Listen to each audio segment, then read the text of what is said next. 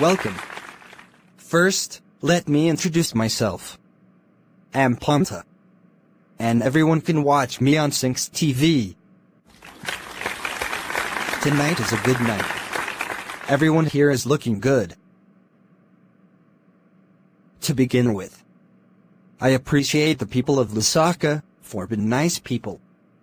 And as we approach the rain season, I wish to have enough rains this time. And one thing I have observed is, after it rains in Kabalanga, the water disappears in 5 minutes. But after it rains in Kanyama, the road disappears in 5 minutes. Since now, the Zambian lotto jackpot is over 5 million. One day, I visited a certain church. And the pastor was praying for a demon-possessed man. He shouted, "In the name of Jesus, what do you want from this man? Speak, before I cast you out into the lake of fire." The demon in the man said, "I want him to win the lottery jackpot, worth 5 million kwacha tonight." The pastor suddenly lowered the microphone and whispered, "Get out of him and enter into me." My neighbor had 2 sons.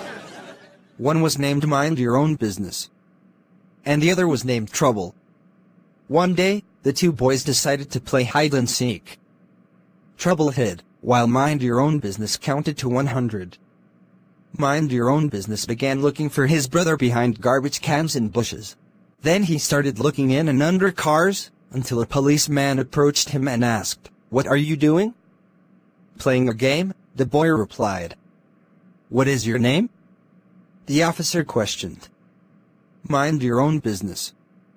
The officer became furious and inquired, "Are you looking for trouble?" "Yes," the boy replied. Once, there was a man. He wasn't feeling well. So he went to a doctor. And the doctor said to the man, "Drink 7 glasses of water each day." And the man replied, "But doctor, that's not possible.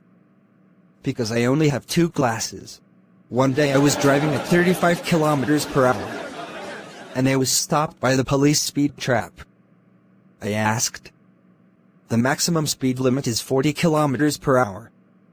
Why have you stopped me?' The officer answered, 'This is a highway, you should drive faster.' One day, a man walked into a bar and said, 'Give me a beer before problems start.' He drank the beer, then ordered another one, saying, 'Give me a beer before problems start.' The bartender looked confused. This went on for a while. And after the 5th beer, the bartender was totally confused and asked the man, 'When are you going to pay for these beers?' The man answered, 'Now problems start.' One day, I was at the airport, checking in at the gate when an airport employee asked, 'Has anyone put anything in your luggage without your knowledge?' To which I replied, 'If it was without my knowledge, how would I know?' I remember one day, I was on a bus with friends, and I received a phone call from my auntie, saying, 'I have decided to plant some tomatoes in the back garden. When is the best time to plant them?' Myself, knowing that my friends were listening, I replied, 'Dear auntie, whatever you do, do not touch the back garden.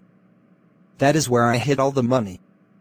A week or so later, I received another call from my auntie, saying, 'You wouldn't believe what happened. Some men came with shovels to the house and dug up all the back garden.' And I replied, 'Dear auntie, now is the best time to plant the tomatoes.' One afternoon, a rich man was riding in the back of his limousine. When he saw 2 men eating grass by the roadside, he ordered his driver to stop, and he got out to investigate.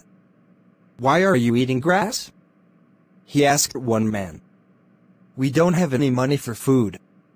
The poor man replied. 'Oh, come along with me then,' said the rich man. 'But sir, I have a wife with 2 children,' replied the poor man. The rich man said, 'Bring them along. And you, come with us too,' he said to the other man. 'But sir, I have a wife with 6 children.' The second man answered, 'Bring them as well,' said the rich man. They all climbed into the car, which was no easy task, even for a car as large as the limo. Once underway, one of the poor fellows says, "Sir, you are too kind. Thank you for taking all of us with you."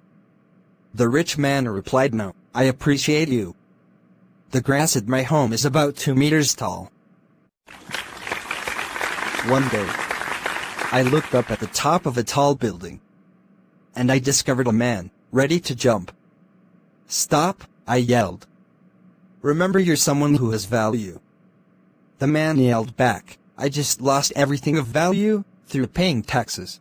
A man went to the police station and requested to speak with the burglar who had broken into his house the night before. "You'll get your chance in court," said the desk sergeant. "No," said the man.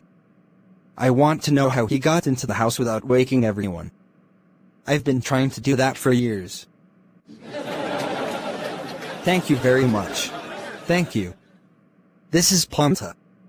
You can catch me again on Sinks TV. Bye for now.